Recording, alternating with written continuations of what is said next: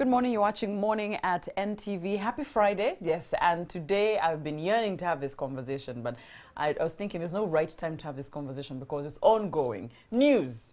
We are in the digital era, and this morning we're talking about how banks in Sweden have decided that 1,500 of their jobs will be going to the digital space because nobody wants to just be purely hired off their financial skills. You have to add the digital space. So what about the news we offer you? Fake news is the conversation, and some are saying, perhaps you're saying fake news because it doesn't, help you. It's not to your advantage. So where can you draw the lines on how news is broken? What kind of news you get?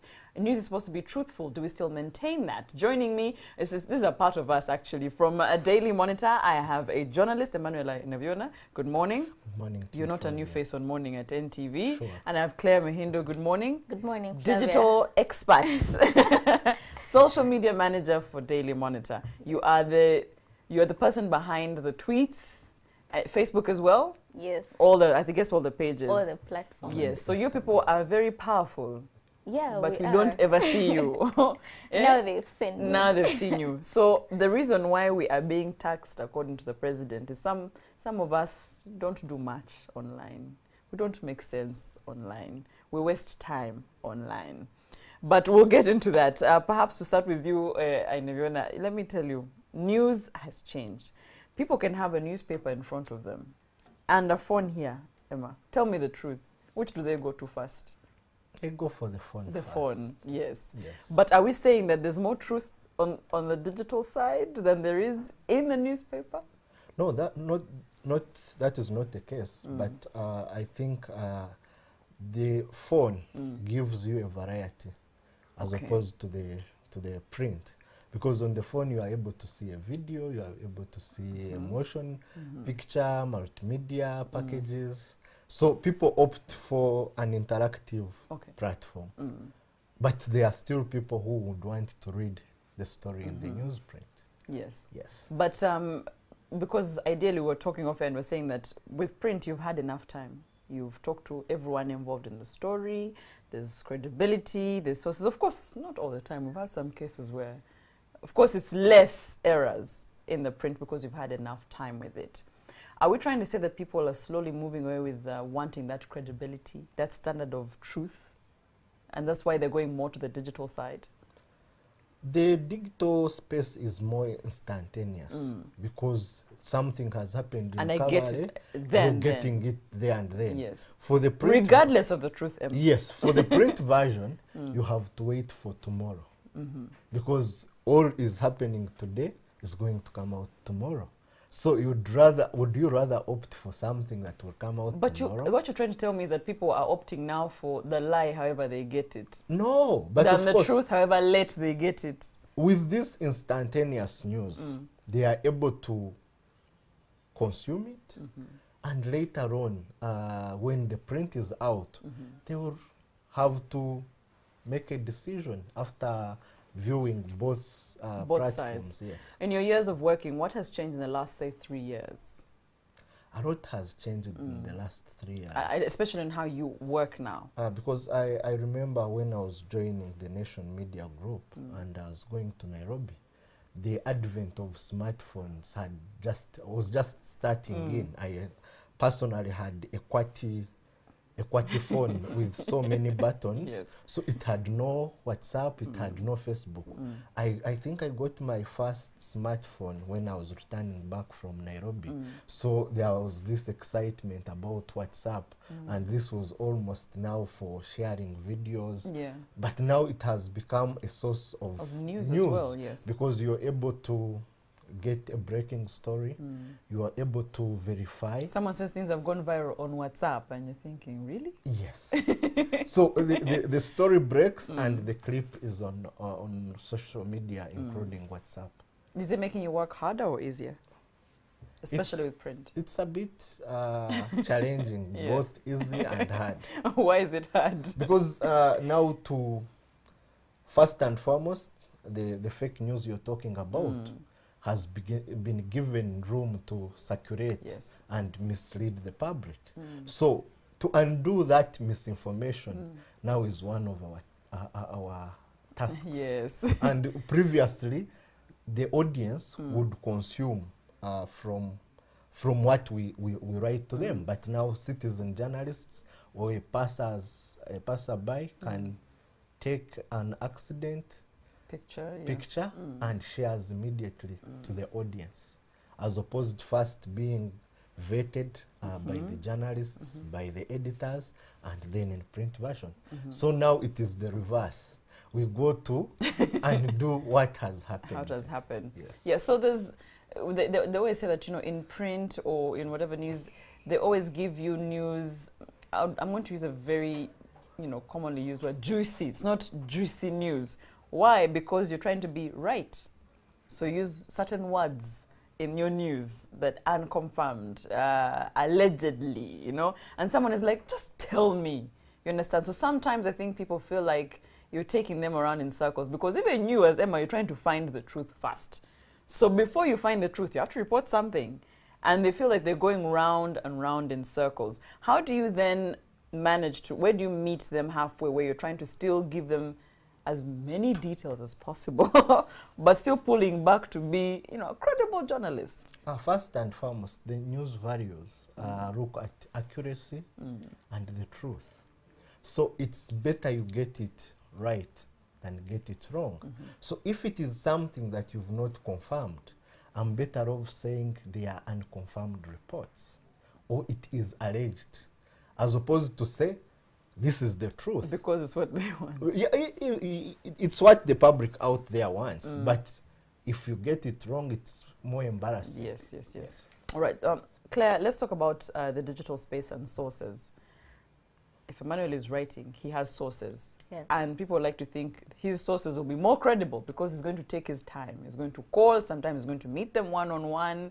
Whereas for you, your sources might be just links. I click here, here, I click there.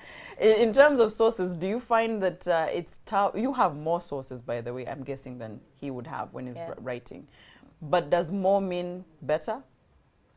Well, sometimes more is better because you have variety of information. However, on the downside, you have so many sources, but all of them giving you different information about the same thing. So you are faced with a challenge whether to take it, who to decide is who who will be credible. Yeah, and who will be credible and who won't be. And how would you rate credibility? Because let me tell you, even nowadays, the journalists you think are credible will tweet something from 2001 and call it a 2018 occurrence. So even those are tainted as well. So how do you decide who's credible? How do you decide who is credible? That one is normally difficult to decide who is credible and who is not. But this is where we also have to do the way the Emmas do. Contact people by phone, normally by phone actually, or by DM, direct mail on Twitter. So you can't reach Donald Trump, the president of the USA. How do you make sure that one is credible? I'm assuming even Emma cannot reach him, but he might know someone in high places. How do you know who is credible? No, on the digital space, because now there is what we call parody accounts. Yes. Yeah. So Donald Trump has a verified Twitter account. That is, if you are well versed in with what defining means. Verified means So the small blue tick. So if you find that his account is verified, so you reliably consider it, knowing that he's actually Donald Trump. But let me ask you, Emma, in this case, for example, President Donald Trump tweets for himself. Yes. And we've seen many times it is the opposite of what his, government and everybody else like thinks. he tweets something and then so do you then take, because it's a verified account and it's him tweeting, do you then take his opinion? Sometimes you take his opinion because he's Donald Trump. It happens news even values, news values, yes. Prominence of a person makes the news. So you look at who is more prominent. Donald Trump has said something. For our case, Museveni will tweet something. His people will be tweeting different things, but yes, I was going to say they're different things. Yes, media center says one thing, the MP says another thing, and President Museveni's Twitter handle says another thing. You're going to take his opinion. Normally, you'll take the president's opinion because he is the president. and you Even if assume it contradicts everything He else. overrules. He he's them. overrules. He's the he fountain of overrules. He's honor. the one who gives So, them power. All So these are working under him, like Yes. on social media attacks. Yeah, he says 0.5, he follows Yes, 0.5. he Yes. said there was an error. Yeah. They had debated 0.5. and So indeed now we are all Going to following We're going 0.5. to- 0.5 because first and foremost he is a prominent person, the president of Uganda, and he is the one that he's gives the power one. to He all has those what they other call people. presidential directives. So when you have a case like where Donald Trump goes back and says, okay, fine, they were right, I was wrong, do you still the next time still go to his hand and still believe him? Yeah, I know it has happened with our leaders as well. Yeah, sometimes the police says something. Okay, I'm going to ask this. If, for example, the Kaihura story, Yes, everyone had their version, then there was the truth, yes, then there was what people knew but could not put out. The digital desk, for example, because you deliver the news faster than Emma will deliver his story, so he has enough time with it. How do you choose what to, because you're competing yes, with you're everybody else on the competing. digital platform. First of all, people are breaking the story. People are doing analysis in WhatsApp groups. And you are not going to be left behind because people are going to So check. if you have a source but the Uganda police with their verified tick Yes, are saying something totally different from what you know, what happens? you're going to say, and confirmed reports have it that this has happened. Follow the tweet. Make a thread. But the police... On the thread, police What, says, should there's overrule what this. they call credible sources. Yes. Because there are sometimes Uganda police with a tick is a credible yes, source. it is Uganda a credible police is a source, credible but it source. might want to cover up. cover up. But for you, you have what they call a highly pressed and reliable Yes. source. They normally referred to as a fly on the wall. So if you're sure that you've spoken to your source, then you better put the fact. You are contradicting Then you yourself. indicate. You just no, told you me indicate the that prominence. police. Yes, because I have it on a fact that this happened. The other parties like police are now giving a different Yes. story. Yes. You say what we understand is this, Okay. but police is also saying Police is saying this. this. Good. So you yes. have all sides to the story. You have different sources saying different things. So you have to show what everyone is saying so that when the truth finally comes out, you give both sides I like to the that story. you brought yourselves here. So now when police wakes up and stamps you as fake news, because they have prominence, and you have said something contradictory to what they have put out, regardless of whether they're covering up or not, how do you then, in the light of people then saying, okay, Daily Monitor has said it, police has said they're fake news, because if someone in prominence actually regards whatever you put out as fake news, there's a tendency for people to, people actually believe it. I think it shouldn't reach the point where police has to come out and say this is fake news. Because we it's have different to from what be they're very saying careful sometimes. when we are Most- saying things. When you have info and you are not sure whether it is true or whether you are sure that it's true, you are not going to put it out there like this As is it the is. truth. You'll use statements like unconfirmed, allegedly, so that you do not place yourself as a fake news agent. Emmanuel, Going yes. with the Kaihura story, most authorities denied that he had not been arrested.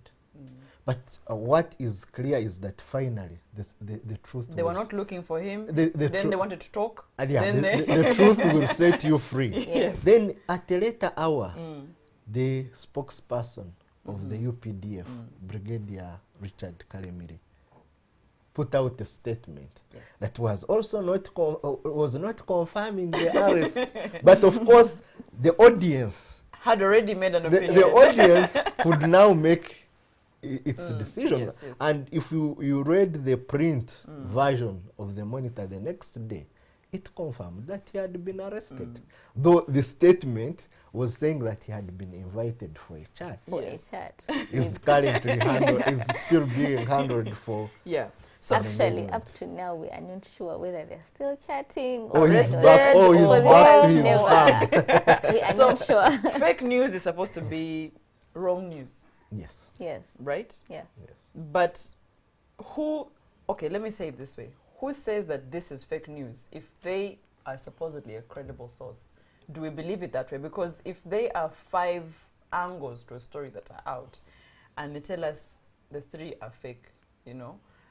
And sometimes the story, like what you just said, you're not still sure if they're still having a chat, if the chat ended after 2 hours, if he's at the farm. For stories like that, how do you tell who is fake news and who is not?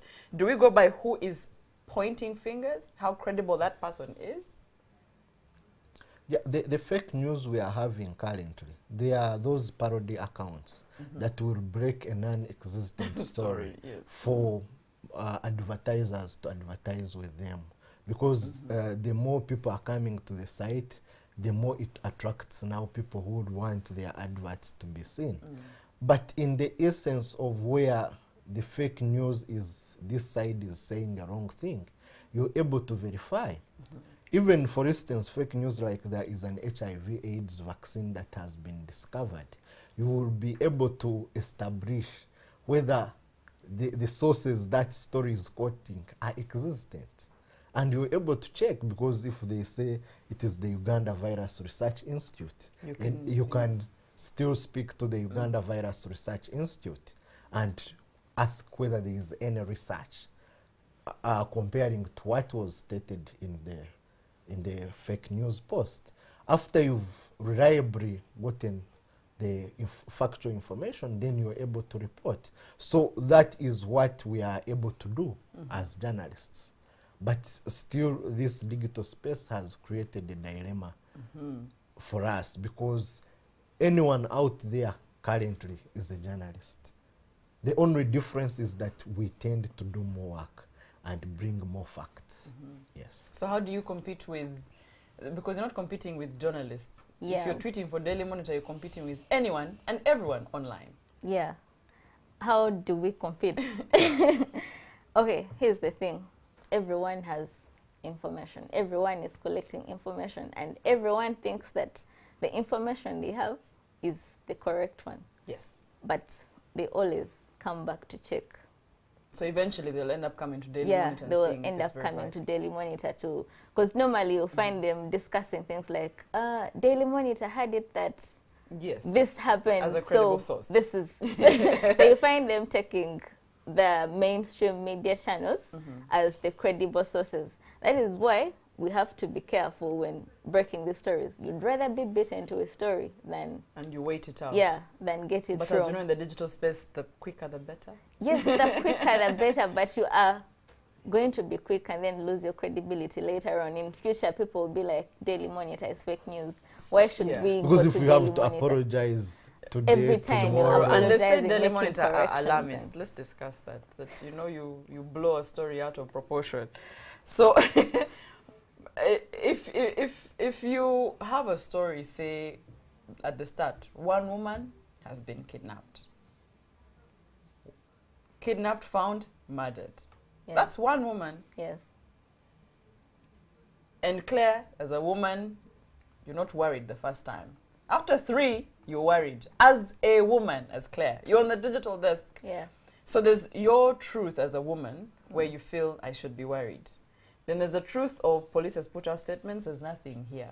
Yeah. It's just a few cases, they're isolated cases.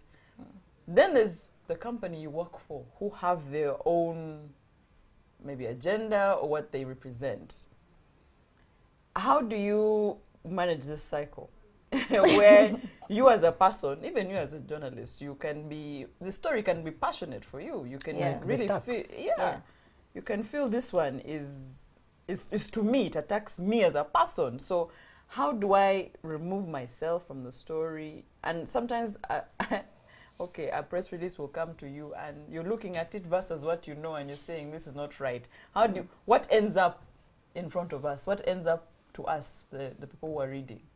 What ends up is what is verified. In a press release? No. Okay, sometimes the press release ends up. Normally that is the case because all the other information you have is probably you don't have evidence to that information. See, I'm asking this because and let me tell you, yeah. there's a presenter on a TV station who has her personal opinion. So she'll go and say what is politically correct on TV, Yeah. then go and tweet her opinions on her own personal handle. Doesn't that create a bit of an issue when I'm here representing a company and I say one thing and then I go put my personal opinions the other side. Of course, it creates an issue. Like you, Flavia, are Flavia Tomsime, but you're a big personality, probably with even a bigger following sometimes. So what you put out to the people and what you put out on TV harms or affects your credibility as a person, because people will start to think, okay, what is Flavia up to? Flavia is What is she fake trying to? news. Yes, as so if I she say comes Flavia and is tells fake us news. something on TV, and Yes. when she's out But there, see, she's saying, yeah, but Emma, in different this things. digital era, if I have my own opinion, which I obviously, because of ethical reasons, cannot put out here, but I feel like my page is my page. I like it that you say for ethical reasons. Because now, as a journalist, we are expected to be Oh yes, objective. we have yes. You balance, you're fair, and you always Check accurate. facts, you're And you accurate. give balance to both sides. So if you think your media house does not allow your opinion, but you still think my opinion has to go Counts, out, yes. it's better you put a disclaimer. This is my opinion. In my opinion, Yes, that is as your opinion. Flavia, Because if you and don't- you can even say this is not an opinion of the organization I yes, work because with. if you don't And I do think- that, you I think also even affect the credibility of the Of organization. media houses always put a disclaimer. Yes. If you, these are not, the views. do not represent. When we're reading, the- especially opinions. Yeah, on when the you're yes, wall, reading yes. yes. So even you personally, you can put a disclaimer. This is my opinion, and it does not represent the media I house hear I you. work for. Okay, so what I gather is that we do need the digital space. Actually, we have no choice. It is there, it is growing, and from what Emma is saying, it doesn't really affect the credibility of print. Print is still trusted. It's just that people will find maybe convenience or just an attraction of these pictures, this video, there's different options with the digital space. Do they will still work together in the future? Or one will die under the other? If No, you I- are As to we go- wind up, yeah. if you go to go through the evolution of these old channels, we had the discovery of paper, we went to the printing press, there was radio, radio was joined by the tabloids, news, then television, then 15 years back now there is internet, Yes. because the World Wide Web is the one that has given birth to the So digital it's space. the evolution doesn't mean one suffers. Yes, Yeah. but we still watch We're still TV. working We together. still Yeah. watch, we still listen to radio. Yes. So it's just Everyone will coexist. technology They is will making it easier, coexist. faster, They will and they will coexist. exist. Thank you yes. so much, Emmanuel Nerona and Claire Mohindo from Daily Monitor Digital Manager, and I do have a journalist here. This is a conversation that still go on. The hashtag is morning at NTV. Have a lovely weekend.